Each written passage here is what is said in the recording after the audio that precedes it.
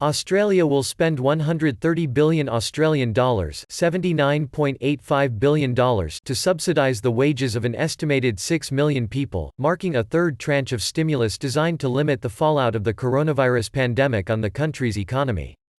Prime Minister Scott Morrison said the 6 months of funding was necessary to ensure businesses were able to retain staff and were able to bounce back when the crisis had passed.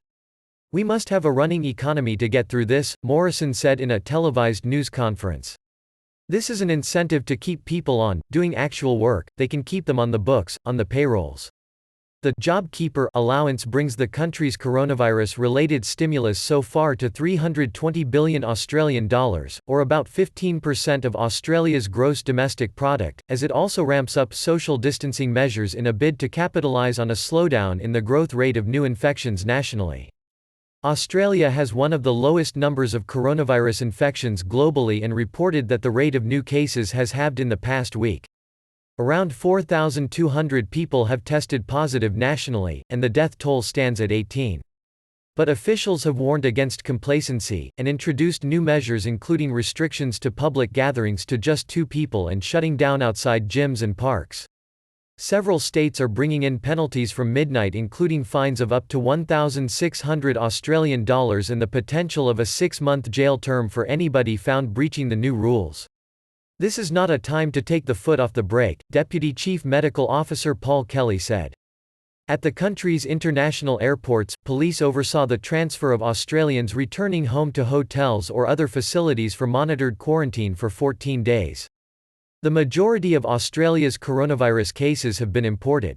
In Western Australia state, hundreds of people were due to be taken from the Vasco da Gama cruise ship to Rottnest Island, a tourist destination near Perth, or hotels near the state capital of Perth for quarantine, ship owner Cruise and Maritime Voyages said. The danger posed by cruise ships has loomed large in Australia after passengers who were allowed to disembark the Ruby Princess liner in Sydney without any medical checks were later diagnosed with COVID-19.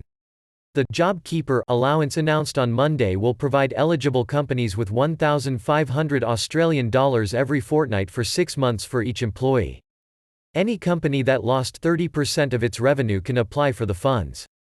Thousands of Australians who have already lost their jobs will be eligible for the payments through their former employer. Australia's share market closed 7% higher shortly before Morrison announced the package, led by a late rally in banks amid expectations the coming package would help people who lose their jobs to still pay off home loans. Still, economists expect the country's 2 trillion Australian dollars economy to slip into its first recession in almost 3 decades because of the pandemic. Commonwealth Bank of Australia Chief Executive Matt Comyn forecast a 10% contraction in the second quarter. "There is no question there is going to be a substantial demand shock, and you've seen that particularly across a number of different sectors," Comyn told a live-streamed event.